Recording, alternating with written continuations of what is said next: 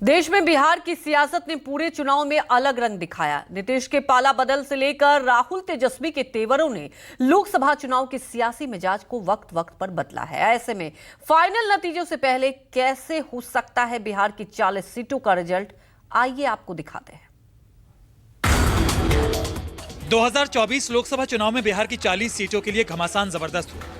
एक तरफ बिहार से निकला जाति जनगणना का मुद्दा बीजेपी को परेशान करता रहा, तो वहीं नीतीश ने पाला बदलकर इंडिया गठबंधन को सख्ते में डाल दिया। राहुल और तेजस्वी की दोस्ती भी बिहार में खूब दिखी।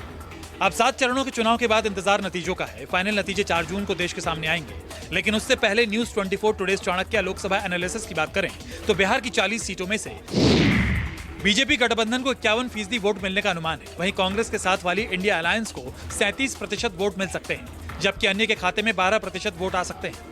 बात सीटों की करें तो बीजेपी गठबंधन को 36 सीटें, इंडिया गठबंधन को 4 सीटें और अन्य को 0 से 1 सीटें मिल सकती हैं। बिहार में news 24 today's Chanakya Lok Sabha analysis NDA गठबंधन के लिए खुशखबरी लाता नजर आ रहा है। साथ ही देश के दूसरे एग्जिट पोल्स पर नजर डालें।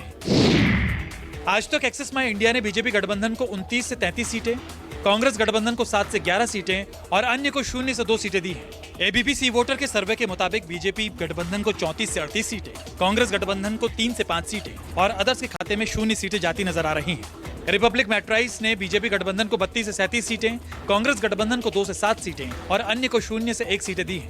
न्यूज 18 मेगा एग्जिट पोल ने बीजेपी गठबंधन को 31 से 34 सीटें, कांग्रेस गठबंधन को 6 से 9 सीटें और अन्य को 0 सीटें दी हैं। इंडिया टीवी एग्जिट पोल पर नजर डालें तो बीजेपी गठबंधन को 32 सीटें, कांग्रेस गठबंधन को 7 सीटें और अन्य को 1 सीटें मिलती नजर आ रही हैं।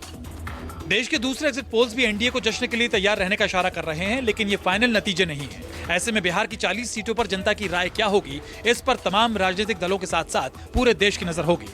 Bureau report, news 24।